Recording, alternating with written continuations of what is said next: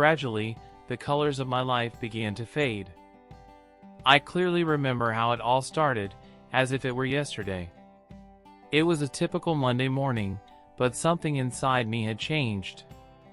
Waking up felt like a monumental task, as if the weight of the world was on my shoulders. I dragged myself out of bed, feeling an inexplicable exhaustion that no amount of sleep could dispel. At work, I was known for my energy and enthusiasm. But that day, even my colleagues noticed my apathy. Small comments about my tiredness became common, but no one, not even myself, could grasp the depth of what was happening. The things that used to bring me joy now seemed empty, meaningless. My productivity plummeted. Projects that once excited me now seemed like insurmountable mountains. I started to distance myself from friends and family, not out of lack of love, but from a sense of incapability to connect. Messages piled up unanswered, and invitations to go out were declined with increasingly flimsy excuses. In my mind, a whirlwind of negative thoughts began to take over. I constantly questioned my worth, my importance. The mirror reflected a version of me that I no longer recognized. Smiles were forced, mere facades to hide the pain eating away at me inside. And so, what started as a simple feeling of sadness turned into a shadow that loomed over every aspect of my life. Depression, initially subtle, began infiltrating every thought, every action, making the simple act of existing a daily challenge. At that moment, I still didn't know the name of the monster I was facing. I only knew that something was terribly wrong and that somehow, I needed to find a way out. Depression is not a monster that appears suddenly, it settles in stealthily, growing silently until it becomes an overwhelming presence. In my case, it took root deeply before I realized how severe it had become. I hit rock bottom on a gray winter day when the world seemed as cold and empty as I felt inside. The curtains remained closed, blocking out the sunlight I couldn't bear to face. The alarm clock rang incessantly, but I had no strength to get up. Staying in bed seemed like the only viable option. My home, once a refuge of comfort, turned into a prison. Piles of dirty dishes accumulated in the sink, clothes were scattered on the floor, and the mail piled up untouched. Every daily task seemed like an impossible marathon. Even taking a simple shower was an exhausting effort. Personal relationships crumbled. I isolated myself more and more, avoiding calls, meetings, and even messages. Worried friends tried to reach out, but I didn't have the energy to respond. The loneliness deepened, fueled by my inability to connect with those who cared about me. At work, the situation was even worse. Tasks I used to perform with ease now were insurmountable mountains. Mistakes became frequent, and the shame of not being able to maintain my standards only worsened my state. The anxiety of facing yet another day of constant failure paralyzed me. At home, the nights were long and sleepless, filled with negative thoughts. I questioned my worth, my utility. The mirror reflected a stranger, a version of me I no longer recognized. Hopelessness and despair became constant companions. It was a vicious cycle of self-destruction. I felt trapped in a dark maze with no way out, where every attempt at improvement seemed futile. The colors of my life had disappeared, leaving an emptiness I didn't know how to fill. Hitting rock bottom was a devastating experience, but also the point where I realized I needed help. I couldn't continue like this. The need for change became clear, even though I didn't yet know how or where to find it. At that moment, acknowledging the depth of my suffering was the first, albeit painful, step towards recovery. Hitting rock bottom made me realize a harsh but necessary truth: I couldn't face this alone. The idea of seeking help was terrifying. Admitting I was suffering seemed like a weakness, but over time, I understood it was actually an act of courage. My first attempt to seek help was hesitant. I made an appointment with a therapist, feeling a mix of relief and fear. Entering the office, with trembling hands and a racing heart, I sat in front of someone I hoped could understand the chaos within me. The first session was difficult. The words came out slowly, each one loaded with pain and shame. But by the end, I felt a weight lifted, as if talking about my pain made it more real, but also more manageable. Simultaneously, I started medication. Initially, it felt strange and even a bit scary to depend on pills to stabilize my mood. But gradually, I noticed small changes. The dense fog clouding my thoughts began to lift, allowing glimpses of clarity I had forgotten were possible. The role of friends and family during this phase was crucial.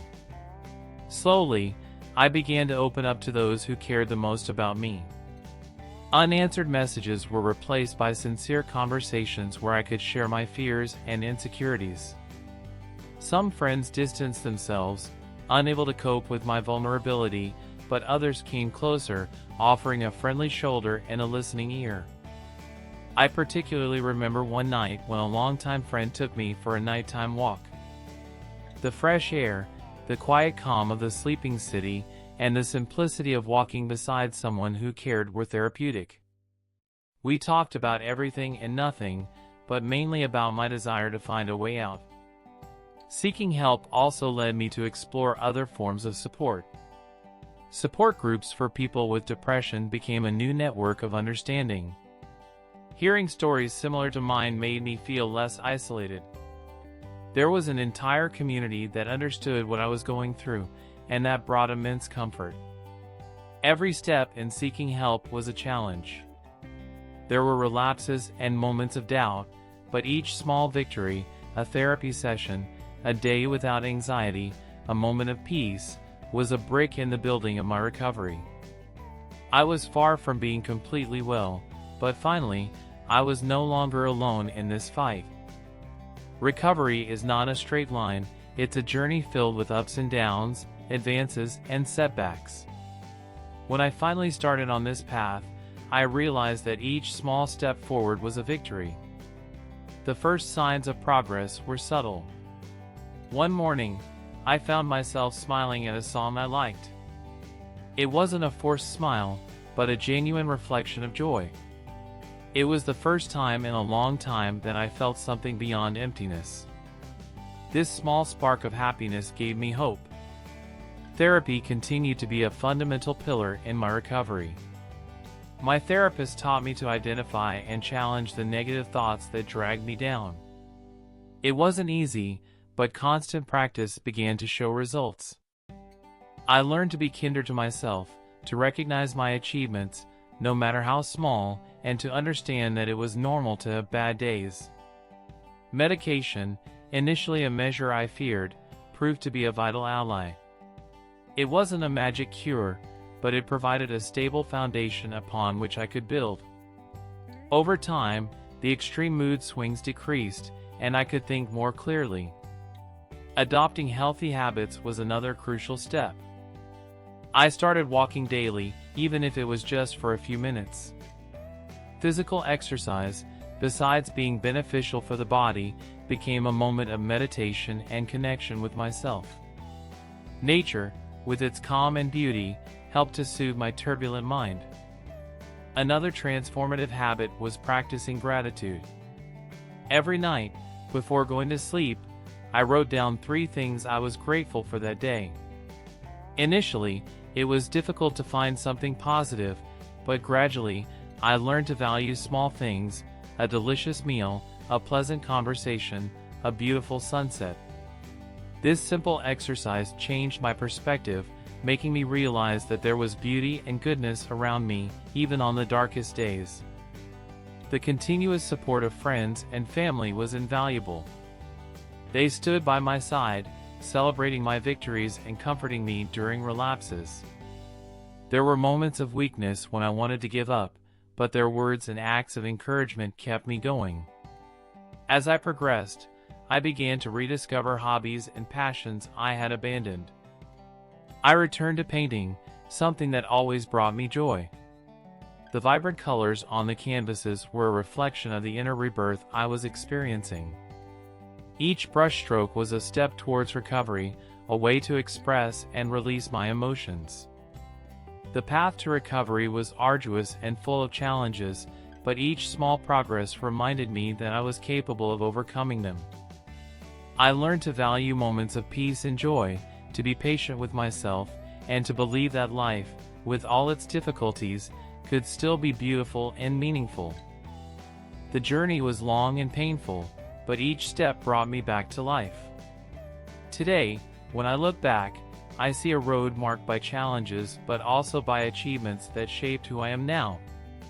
Rising from the ashes, I finally understood the true meaning of resilience. The scars I carry are not marks of weakness, but symbols of my strength and ability to overcome.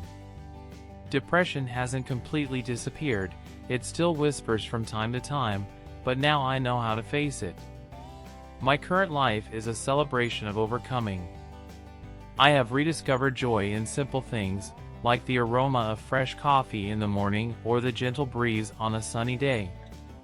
Gratitude has become a daily practice, a constant reminder that, despite the challenges, there is always something worth living for.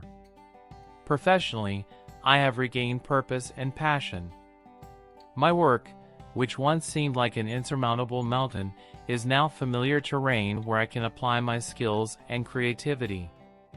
Challenges are approached with a new perspective, a combination of patience and determination.